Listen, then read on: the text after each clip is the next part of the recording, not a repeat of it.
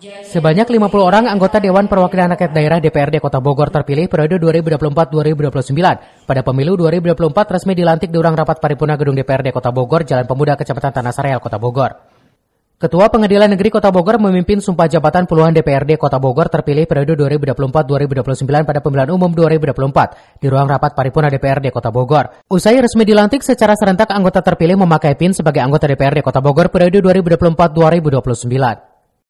Pimpinan sementara Ketua DPRD Kota Bogor ditempati oleh Aditya Warman Adil dari Partai Keadilan Sejahtera atau PKS, termasuk wakil pimpinan sementara Rusli Firhartepi dari Partai Golongan Karya atau Golkar. Pembentukan pimpinan definitif tidak langsung dibentuk setelah pelantikan, melainkan hanya ditunjuk sebagai pimpinan sementara. Setelah pelantikan, DPRD Kota Bogor akan berkoordinasi dengan pimpinan partai untuk mempercepat pembentukan fraksi-fraksi anggota DPRD. Pembentukan fraksi serta alat kelengkapan Dewan atau AKD bisa selesai dalam kurun waktu kurang dari sebulan. Itu nanti ditunggu aja tanggal mainnya ya Mas ya. Saya belum bisa terlalu banyak komen sekarang. Yang jelas saya bahagia, saya bisa terpilih. Harapan saya sesuai dengan cita-cita supaya bisa menjadi pelayan rakyat warga Bogor. DPRD Kota Bogor periode 2024-2029 berjalan lancar dan hikmat.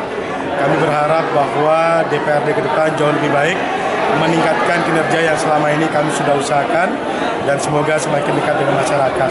Terima kasih untuk DPRD Kota Bogor 2019-2024.